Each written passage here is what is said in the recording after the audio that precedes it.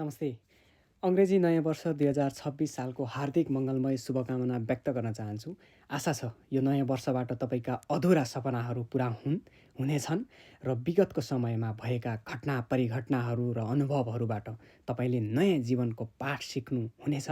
नयाँ वर्षले एउटा आभास, एउटा राम्रो सकारात्मक सोचसहितको भविष्य निर्माण गर्ने सपना, एउटा अठोट तपाईँको दिमागमा ल्याइदिउन् र जसले गर्दा तपाईँको भविष्य सुन्दर बनाउने एउटा उद्देश्य तपाईँले प्राप्त गर्न सक्नुहोस्।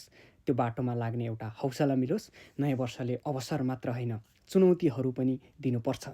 हरेक हिसाबमा हामीले चुनौतीको सामना गर्न सक्ने क्षमता चाहिँ दियोस्, तर चुनौती पनि दियोस्। अवसर सँगसँगै तपाईँको जीवनमा राम्रो सफलताका शिखरहरू चुम्दै जानुहोला। तपाईँलाई नयाँ वर्ष 2026 यो अङ्ग्रेजी भए तापनि हामी विदेशमा भएर संसारको कुनै पनि कुना काप्चाहरूमा भएर हामीले नयाँ वर्ष 2026 भनिरहँदा सबैले हामी पनि सेलिब्रेट गर्छौँ।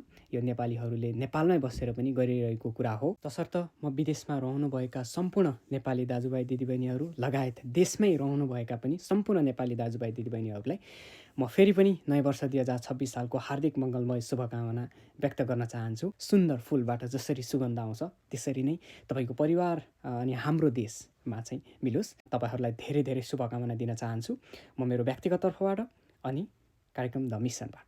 Thank you so much. नमस्ते।